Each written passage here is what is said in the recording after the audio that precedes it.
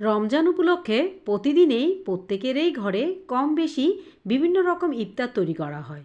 এই রকমই একটি মজার এবং দুর্দান্ত স্বাদের ইফতারের রেসিপি নিয়ে হাজির হয়েছি মিশুস ফুড ফ্লেভার থেকে আমি মিশু। হ্যালো ভিউয়ার্স, আসসালামু আলাইকুম। আজকে অনেক স্বাদের ঝাল ঝাল চিকেন মুগলাই পরোটার একটি রেসিপি এবং এর সাথে রয়েছে আরেকটি ভিন্ন মজাদার রেসিপি। তা হলো বিভিন্ন রকমের সবজি দিয়ে তৈরি করা হয়েছে অনেক মজার ঝাল ঝাল পাকোড়া। আমরা কম বেশি প্রত্যেকে পাকোড়া খেতে পছন্দ করি, আর চিকেন মুগলাই অথবা এগ মুগলাই খেতেও আমরা অনেকেই পছন্দ করে থাকি। সবসময় বুট পেঁয়াজু বেগুনি খেতে খেতে অনেক সময় যখন অরুচি চলে আসে, তখন ভিন্ন রকমের একটি ইফতারের রেসিপি যদি মেনুতে থাকে তাহলে কিন্তু মন্দ হয় না। তো যাই হোক, আমি এখন সরাসরি আপনাদেরকে প্রথমেই নিয়ে যাচ্ছি চিকেন মোগলাইয়ের একটি ডো তৈরি করার জন্য। আমি এখানে 2 কাপ পরিমাণ ময়দা নিয়েছি। আপনারা চাইলে আটাও ব্যবহার করতে পারেন। সামান্য কুসুম গরম পানি দিয়ে আমি সফট একটি ডো তৈরি করব এই চিকেন মোগলাইয়ের জন্য। অন্যদিকে আমি এখানে কিছু চিকেনকে আগে থেকে আমি ভেতরের পুরের জন্য রেডি করে নিয়েছি। আসলে এটা অফলাইনে করেছি, তাই আমি এই ভিডিওতে তুলে ধরতে পারিনি। কম বেশি আমরা অনেকে ভেতরের পুরের চিকেনটা তৈরি করতে পারি। তো যাই হোক, আমি এই পুরটুকু আলাদা করে রেখেছি। এরপর আমি যে মোগলাই পরাটার জন্য আমি যে ডোটি তৈরি করেছি, এটি আমি 10 থেকে 15 মিনিট রেখে দিয়েছি। এরপর আমি ছোট ছোট করে লেচি কেটে এরপর আমি এখন রুটি শেপে তৈরি করে নেব। দেখুন, আপনারা যারা আমার ভিডিওটি অলরেডি দেখা শুরু করেছেন তাদের কাছে রিকোয়েস্ট হলো, আপনারা যারা এখন একটি লাইক দিতে ভুলে গিয়েছেন অবশ্যই মনে করে একটি লাইক দিয়ে দেবেন, কারণ আপনাদের একটি লাইক এবং শেয়ার আমাকে অনেক ইন্সপায়ার করে। রুটিটা এমনভাবে বেলতে হবে, বেশি পাতলাও না বেশি মোটাও না, মাঝারির মতো করে এটিকে বেলে নিতে হবে। এরপর আমি ঠিক মাঝখান বরাবর করে এই চিকেন পুরটুকু দিয়ে দেব। দেখুন, আমি ঠিক যেভাবে যে পদ্ধতিতে করছি আপনারাও অবশ্যই একই পদ্ধতিতে করার চেষ্টা করবেন, তাহলে অনেক সুন্দর একটি চিকেন মোগলাই পরোটার রেসিপি পেয়ে যাবেন। তো যাই হোক, এখন আমি চারপাশে পানি দিয়ে এটিকে সুন্দর করে দিয়ে দিচ্ছি যেন এটির সাথে এটি লেগে থাকে। তো যাই হোক, এখন আমি দুপাশ থেকে যেভাবে ফোল্ড করে নিচ্ছি, আপনারাও একই প্রসেসিংয়ে এভাবে ফোল্ড করে নেবেন, তবে চারপাশে একটু পানি লাগিয়ে দেবেন। অনেক সুন্দরভাবে চারপাশ থেকে ফোল্ড করা হয়েছে। দেখুন কত সুন্দরভাবে হয়েছে। এখন এগুলোকে আমি ফ্রাই করে নেব। তার জন্য আমি একটি প্যানের মধ্যে দিয়ে দিয়েছি রেগুলার তেল। রেগুলার তেলটুকু ভালোভাবে গরম হওয়ার পর আমি এভাবে করে এই মোগলাইটি দিয়ে দেব তেলের মধ্যে। প্রথমে তেলটুকু ভালোভাবে গরম করে নেবে, এরপরে চুলার আঁচটি মাঝারি করে নিয়ে খুব ভালোভাবে এগুলোকে ফ্রাই করে নেব। তবে পুরো জাল দিতে যাবেন না, পুরো জাল দিলে কিন্তু আপনার উপরের অংশটুকু ঠিকই লালচে হয়ে যাবে, তবে ভেতরে কাঁচা থেকে যাবে, যার কারণে চুলার আঁচটি একটু মাঝারি করে দেবেন। তো একই প্রসেসিংয়ে আপনারা ডিম পরোটাটাও তৈরি করতে পারবেন, অর্থাৎ ডিম মোগলাই পরোটাটাও তৈরি করতে পারবেন। আমি ঠিক যেভাবে চিকেন মোগলাইটা তৈরি করছি একইভাবে চিকেন এগ মোগলাইটাও করতে পারবেন।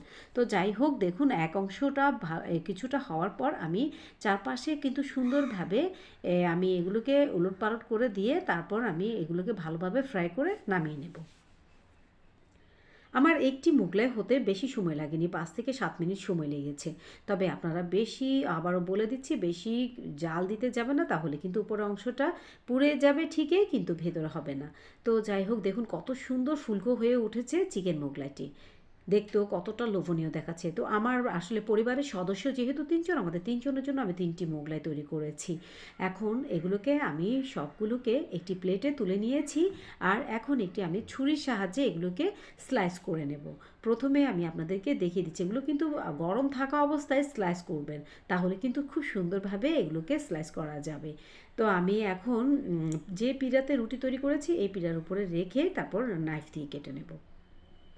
আপনারা আপনাদের পছন্দ মতো করে শেপ করতে পারেন, বড় শেপেও রাখতে পারেন, ছোট চাইলে ছোট শেপেও রাখতে পারেন। তবে আমি একটি মুগলাইকে সব মিলিয়ে 6 পিস করে নিয়েছি। দেখুন কতটা সফট হয়েছে তা আপনারা নিজেরাই দেখতে পাচ্ছেন। নাইফের সাহায্যে আমি খুব সুন্দরভাবে এগুলোকে স্লাইস করে নিয়েছি। সবগুলো স্লাইস করার পর আমি একটি সার্ভিং প্লেটে সবগুলো এই চিকেন মোগলাইটা তুলে নিয়েছি। ওয়াও, কি বলবো, দেখতে কতটা সুন্দর হয়েছে। যদিও বা আমি রোজা রেখে এই কাজটি করেছি, সত্যি অনেক কষ্টে আমি জিভের পানিটা ধরে রেখেছি। তো যাই হোক, আমি এই চিকেন মোগলাইটি আমরা খেয়েছি এখানে গ্রিন চিলি সস দিয়ে। এই সসটিও আমি বাসায় তৈরি করেছি। তো আপনারা যারা এই চিলি সসের রেসিপি পেতে চান তারা অবশ্যই আমাকে কমেন্ট করে জানাবেন। এটি আমি সম্পূর্ণ নিজের হাতে করেছি। তো এখন আমি দ্বিতীয় রেসিপিতে চলে যাব, আর এটি হলো ভেজিটেবলস পাকোড়া। আমি এখানে বিভিন্ন রকমের পাকোড়া দিয়ে তৈরি করেছি এই মজার ঝাল ঝাল ভেজিটেবলস পাকোড়া। আজকে ভিন্ন স্বাদের এবং ভিন্নভাবে আমি এই পাকোড়াগুলো তৈরি করেছি। ইফতারের মেনুতে সবচেয়ে মজার ছিল এই দুটো ইফতার। তো যাই হোক, আমি এই পাকোড়াটি কী কী ভেজিটেবল এখানে আমি ব্যবহার করেছি এবং কিভাবে এই পাকোড়াগুলো তৈরি করেছি, কী কী উপকরণ দিয়েছি, তা আমি ভিডিওতে একেবারে খুবই সহজে দেখিয়ে দিয়েছি। তো আপনারা যারা আমার সাথে রয়েছেন তাদের কাছে রিকোয়েস্ট রইল, আপনারা কোনোভাবে আমার ভিডিওটি স্কিপ করবেন না। আর আপনাদের কাছে আরও একটি রিকোয়েস্ট করব, যেটি আমি বরাবর করে থাকি, যে আমার ভিডিওটি যারা দেখা শুরু করেছেন আর দেখছেন তাদের কাছে রিকোয়েস্ট রইল, আপনারা অবশ্যই ভিডিওতে যে অ্যাডগুলো আসে এই অ্যাডগুলো অবশ্যই কোনোভাবে স্কিপ না করে পুরো অ্যাডটুকু দেখে দেবেন। আপনারা অবশ্যই আমাকে এটুকু সাপোর্ট করবেন, এটাই আপনাদের কাছে আবারও রিকোয়েস্ট করছি। তো দেখতেই পাচ্ছেন কতটা লোভনীয় একটি পাকোড়ার রেসিপি আমি শেয়ার করতে যাচ্ছি। তো আমি এখন একটি বাটি নিয়েছি। এই বাটির মধ্যে আমি এখানে পাতাকপি কুচি আগে থেকে হালকা বাফে তুলে রেখেছিলাম, এগুলো আমি নিয়েছি। এগুলো ফ্রোজেন করা সেই পাতাকপিটুকু। তো যাই হোক, আমি এখান থেকে আমি কিছুটা পাতাকপি নিয়ে নিচ্ছি। বাকি অংশ যে পাতাকপিগুলো ছিল এগুলো আমি আরেকটি বাটিতে তুলে নিয়েছি। এখন এই পাতাকপির সাথে আমি নিয়েছি আলু কুচি দিয়েছি, এরপর দিয়ে দিচ্ছি গাজর কুচি। সবগুলোকে আমি গ্রেট করে নিয়েছি। গ্রেট করার পর আমি এখন এর মধ্যে দিয়ে দিচ্ছি ফালি করা কাঁচামরিচ, পেঁয়াজ কুচি এবং দিয়ে দেব ধনিয়া পাতা কুচি। অবশ্যই বুঝতে পারছেন এই ধরনের ভেজিটেবলগুলো দিয়ে যখন পাকোড়াটি তৈরি করা হবে তখন কিন্তু সত্যি ভিন্ন রকম একটি টেস্ট পাওয়া যায়। তো আমি এখন এখানে দিয়ে দিচ্ছি লাল মরিচের গুঁড়ো 1 চামচ পরিমাণ। ঝালটাকু সম্পূর্ণ আপনাদের উপর ডিপেন্ড করছে, আপনারা যে যতটুকু ঝাল খেতে চান ঠিক ততটুকু পরিমাণ ঝাল এখানে অ্যাড করতে পারেন। দিয়ে দিচ্ছি আমি এখানে হলুদের গুঁড়ো 1 চামচ পরিমাণ। আর অবশ্যই আপনারা এখানে লবণটুকু চেক করে দেবেন।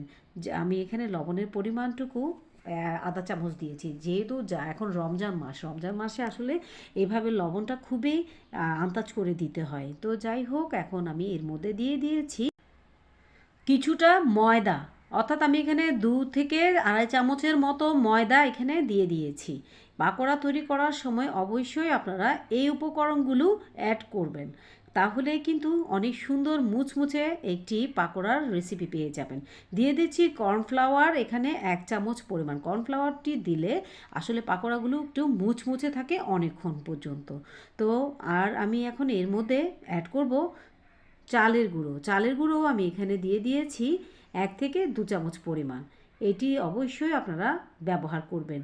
পাকোড়া অনেকেরই নাকি মুচমুচে হতে চায় না, তো যার কারণে আমি আপনাদেরকে স্টেপ বাই স্টেপ সব কিছু বুঝিয়ে দিয়েছি। আর এরপরও যদি আপনাদের বুঝতে সমস্যা হয় আমাকে অবশ্যই কমেন্ট করে জানাবেন কোন অংশটুকু আপনারা বুঝতে পারছেন না। এখন আমি এর মধ্যে দিয়ে দিচ্ছি একটি ডিমটুকু আমি এর মধ্যে মিক্স করার পর আমি খুব ভালোভাবে হাত দিয়ে মেখে নিচ্ছি।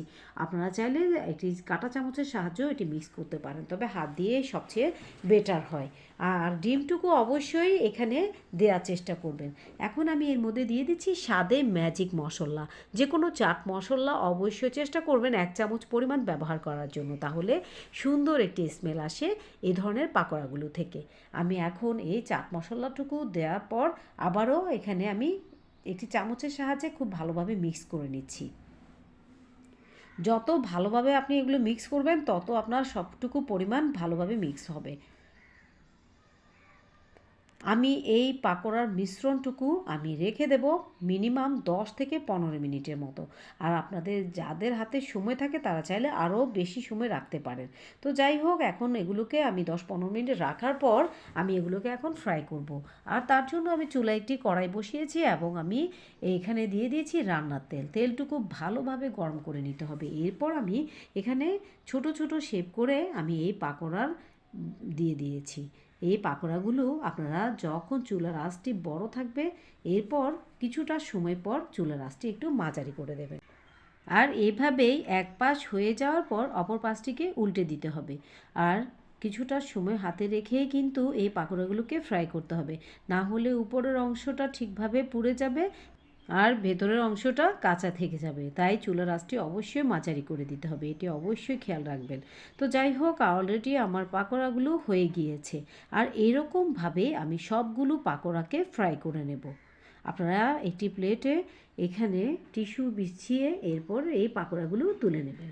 আপনাদের সুবিধার্থে আমি আবারও এই তেলের মধ্যে আরও কিছুটা পাকোড়া ফ্রাই করে দেখিয়ে দিচ্ছি। আর এভাবেই সবগুলো পাকোড়া আপনারা ফ্রাই করে নেবেন। আর এই ধরনের পাকোড়াগুলো খেতে কিন্তু দুর্দান্ত হয়। আর রমজানে ইফতারের মেনুতে কিন্তু এই ধরনের ঝাল ঝাল পাকোড়া হলে খেতে অনেক ভালো লাগে। যে সকল বন্ধুরা সবসময় আমার পাশে থেকে আমাকে এতটা উৎসাহ দিয়ে এতটুকু পর্যায়ে নিয়ে এসেছেন, তাদের সবাইকে জানাচ্ছি অনেক অনেক আন্তরিক শুভেচ্ছা ও ভালোবাসা। কারণ আপনাদের একটি শেয়ার এবং একটি লাইক আমাকে কিন্তু এতটুকু পর্যায়ে নিয়ে এসছে। আপনাদের সাপোর্টে আমি আজকে এতটুকু পর্যায়ে আসতে পেরেছি এবং আমি চাই আপনারা সবসময় আমার পাশে থেকে সামনে এগিয়ে নিয়ে যাবেন। তো যাই হোক, এরই মধ্যে আমার সবগুলো পাকোড়া অলরেডি তৈরি হয়ে গিয়েছে। এখন আমি পরিবেশনের জন্য একটি প্লেটে সবগুলো পাকোড়া তুলে নিয়েছি আর আমি রেখেছি এখানে গ্রিন চিলি সস। দেখতেই পাচ্ছেন, দেখেই বোঝা যাচ্ছে কতটা লোভনীয় এবং কতটা টেস্টি হয়েছে। আসলেই কিন্তু ইফতার করার পর বুঝতে পেরেছি পাকোড়াগুলো যথেষ্ট টেস্ট হয়েছে। তো আজকে আমি চেষ্টা করেছি একই ভিডিওতে দুটো অনেক মজার এবং দুর্দান্ত স্বাদের ইফতারের রেসিপি শেয়ার করতে। রেসিপি দুটি কতটুকু ভালো লেগেছে তা আমাকে অবশ্যই কমেন্ট করে জানাবেন। তো সবাই ভালো থাকবেন।